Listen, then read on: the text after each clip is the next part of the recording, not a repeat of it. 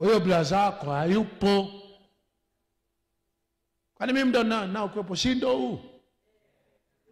Au nipo na sitauonea haya. Huu kabisa, mimi kabisa. Mimi ni wala nasema ngufuera bana. Nafia watoto. Mi umda sitaficha chochote. Huu muda mtu akinihitaji nipo, lakini kwa sasa hivi sina issue na mtu. Sihitaji kufanya biashara na mtu. Sihitaji kumshauri mtu. Sihitaji kumwokoa mtu. Sihitaji kumtoa dhambini mtu.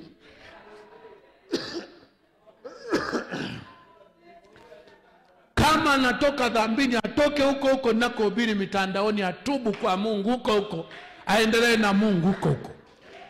Sasa hivi sina upako wa kumtoa mtu dhambini na kumwekea mkono.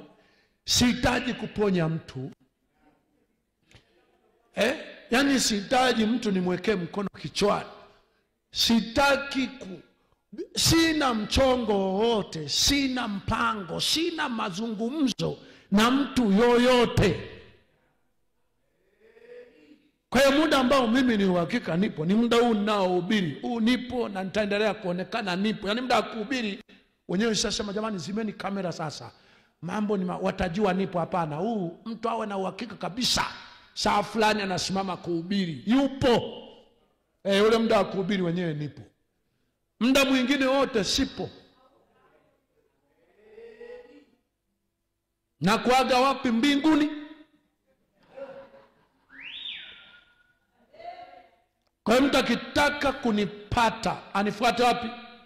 Mbinguni. Muda wote mimi sipo. Hata ukiniona wakati fulani nimepita hapa mchana nimepita hapo, jua nimetoka mbinguni, nikawa kuna kitu nakuja kuona kama kiko sawa.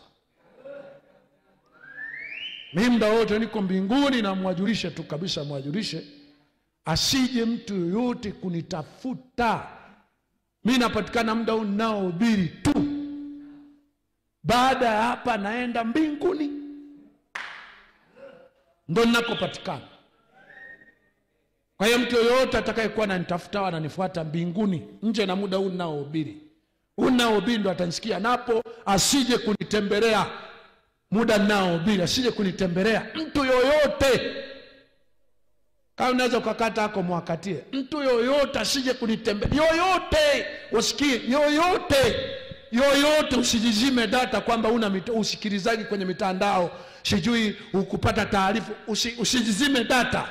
Yeyote sasa hivi sina mpango wa kuokoa mtu, kumtoa mtu dhambini kwa kumwekea mikono na kumongoza sala ya toba. Sina upako wa kumshauri mtu, sina upako wa kumwombea mtu kama anaumwa sasa hivi kumwekea mkono. Sasa hivi sina. Usije kaka mkubwa, usije dada, usije mama, usije mwalimu, usije. Sina. Sasa nisikiliziage huko, okoka huko, mpende Mungu huko. Pokea uponyaji huko.